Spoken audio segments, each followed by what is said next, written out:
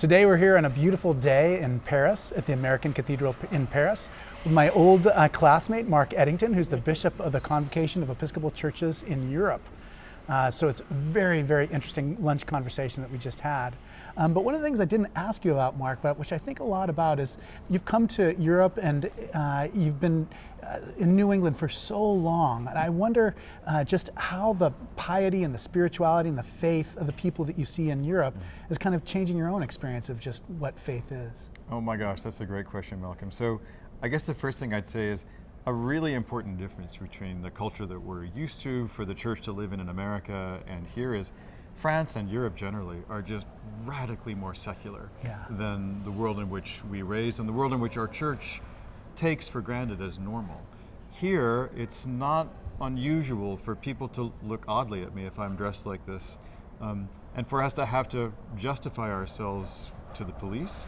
We have to ask for a warrant of religious validity every 5 years. We're not tax exempt. None of our churches in Europe are. So it's just a very different place for us to be the church.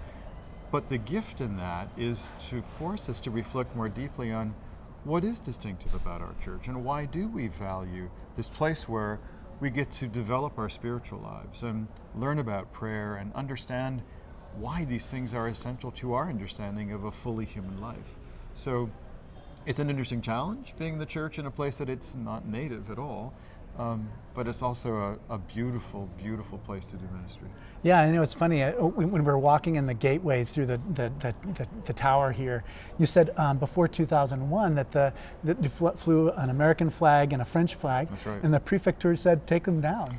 After the attacks of September 11th, there was a concern that the building would become a target. Yeah. And so all of the sort of national identity that was associated with the American Cathedral was removed. And now, as you see, we fly an Episcopal flag and the flag of the Anglican Communion. And it's true that, there has been a rise, certainly here in France. France has suffered many terrorist attacks, especially here in Paris, also in Nice and other places in the country.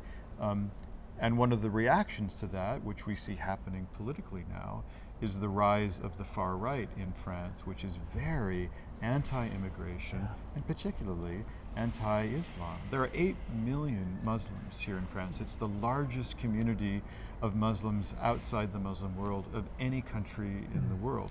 And I mean, we are in very healthy and strong interfaith relationships with our Muslim neighbors here.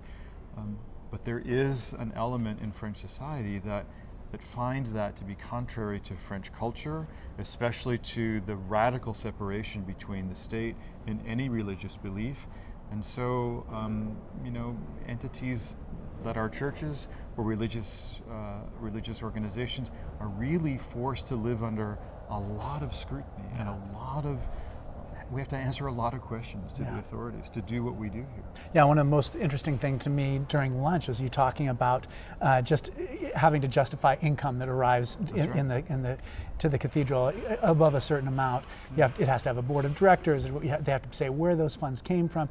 Right. That these rules that have been passed to kind of make life more difficult for Muslim populations is making things more difficult for Christians who may not, That's true, and we're happy to be painted with the same brush. We are not asking for special treatment at all. Exactly. Yeah. We also know that with the decline in America's official presence in Europe, when I first came to study in Europe as an undergraduate, there were 380,000 American troops in Germany. Yeah. Today, there's 1/10 of that. Yeah. So as the official presence of Americans in Europe has greatly declined, our role, the Episcopal Church's role, as representing something about our country, even though we're not the national church, we still represent an idea about the place of religion in the public square, about the legitimacy of our spiritual commitments in our lives as citizens.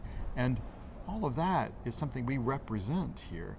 And we feel it's a more important role for us now as the sort of official presence of America has declined over the past years. Yeah, and that's another interesting thing about just the difference between the Anglican churches and the Episcopal Church.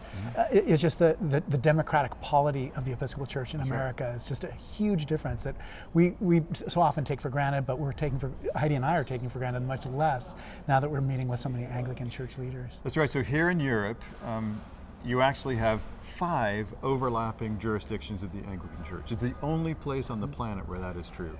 The Episcopal Church has been present here since 1815, and in an organized way since 1858. The Church of England is present here, because wherever there's a British embassy, there is a chaplaincy of the Church of England. That's what it means to be an established church. But also, we're in communion with the old Catholic churches of the Union of Utrecht. I just came this week from a meeting with those bishops, and we have been since the Bond Agreement. So those are Anglican partners. And there's the Spanish Reformed Episcopal Church in Spain, the Lusitanian Catholic Apostolic Evangelical Church in Portugal. There are 5 Anglican churches here in Europe.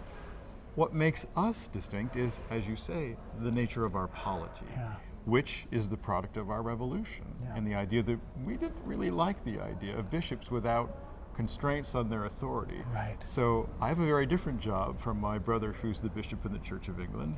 And I have a very different kind of church to share the governance of with my colleagues on my council of advice. Yeah, well, I loved our conversation so much, and one of the things that Mark said during lunch was that the churches in Europe are kind of the research and development arm of Anglican Christianity, and I love that idea of just this being an experimental place. We really believe that. We believe that we're the laboratory, one of the laboratories for the future of our church.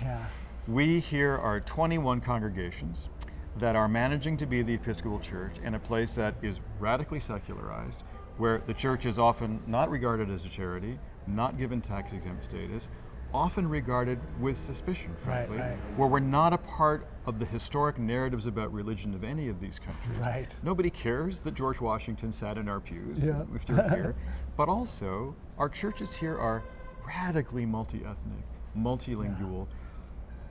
Americans are now a minority in all of the churches in the Convocation. So we are learning how to be the church in a very different environment, one in which we think will come to be true of the United States in 40 or 50 years.